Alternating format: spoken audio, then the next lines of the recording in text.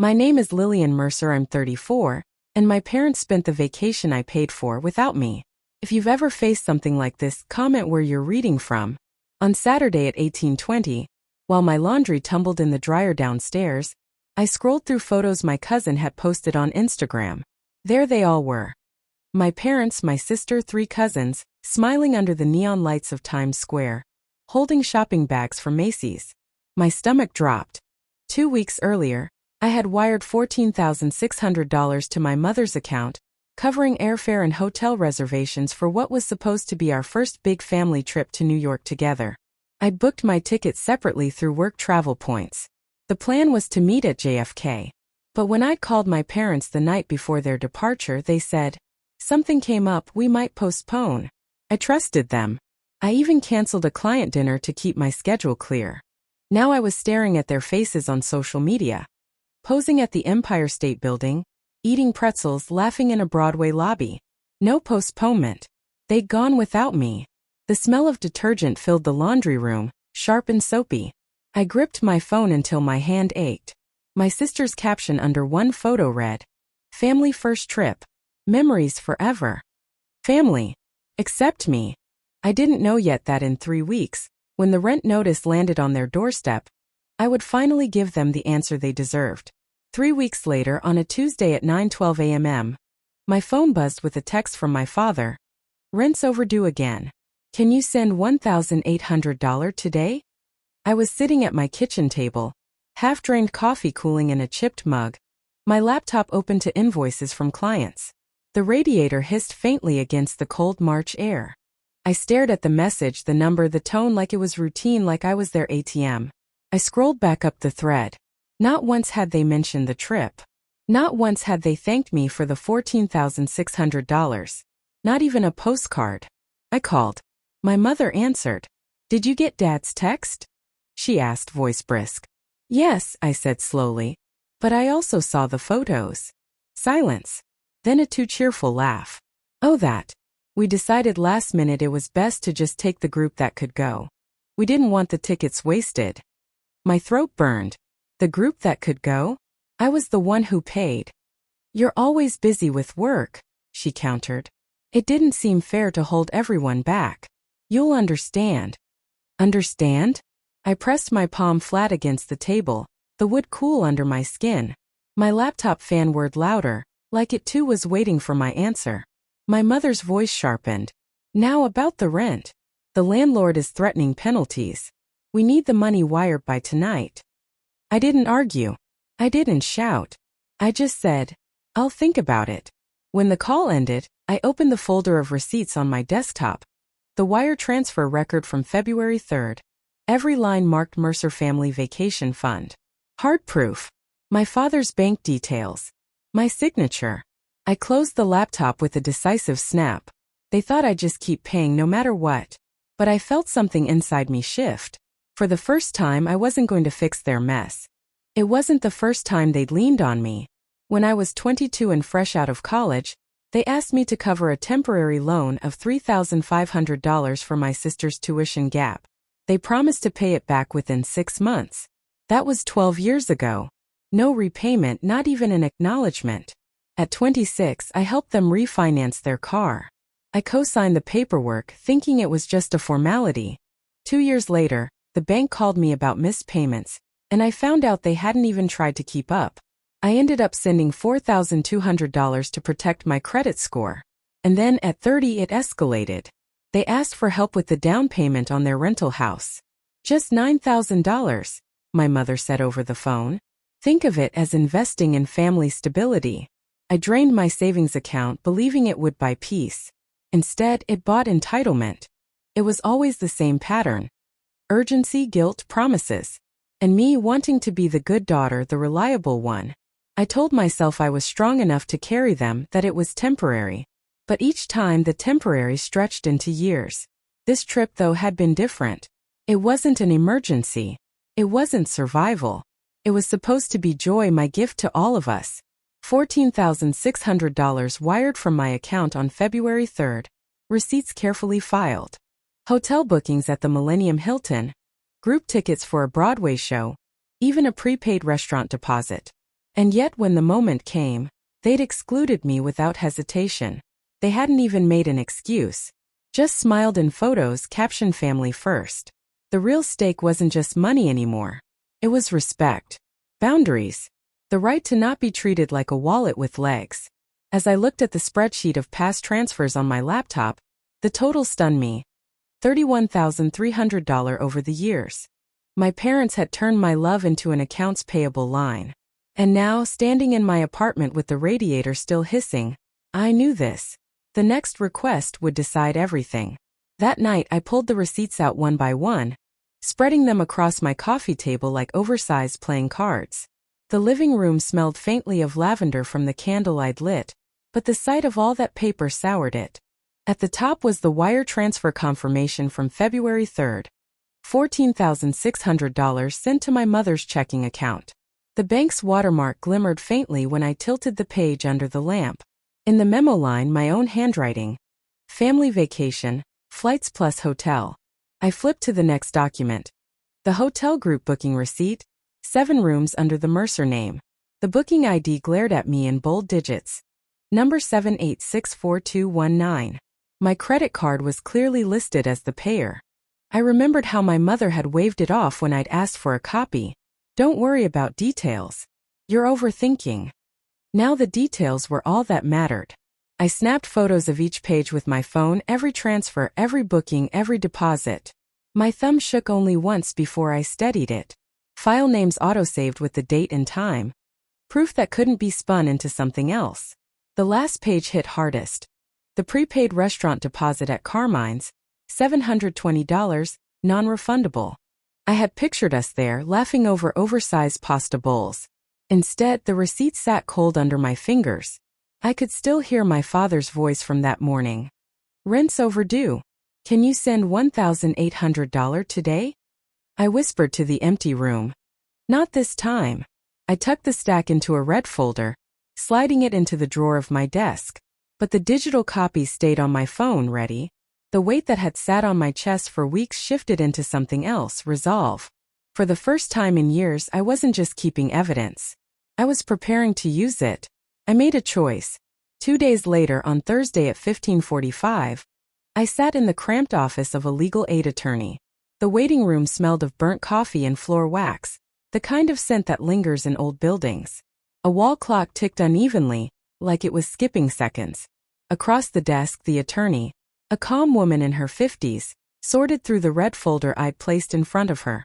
She adjusted her reading glasses, lifted the February 3rd transfer receipt, and let out a low hum. $14,600 wired to your mother, she said. Memo clearly says family vacation. That's not rent money. That's earmarked funds. I nodded. They went without me. Now they're asking for another $1,800 for rent. She slid the hotel booking across the desk, tapping the bold ID number. And this was booked under your card, not theirs. That makes you the contracting party. Legally, the services were for you. If they used them without you, it's misrepresentation at best. My pulse quickened. So, I don't have to keep paying? Her gaze sharpened. Not only do you not have to keep paying, but if they harass you for more money, you can file for financial abuse. Especially given the pattern. She flipped to the spreadsheet of my past transfers. $31,300 over the years. You've documented everything. Courts care about documentation. The clock ticked 16:02. My phone buzzed on the desk. Another text from my father. Need update on the $1,800. Tonight latest. The attorney glanced at it, then back at me. You have 2 options. Cut them off quietly. Or make a record, formal notice through counsel. Either way, you're on solid ground. But decide soon. I felt the cool edge of the transfer receipt under my palm.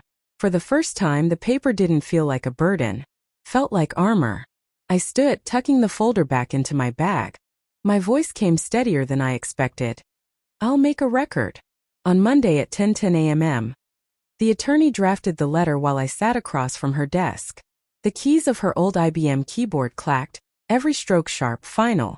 The smell of printer toner filled the air as the document rolled out of the machine, warm to the touch when she slid it toward me. Read it carefully, she said. The header bore her firm's name in heavy black letters. The body was blunt.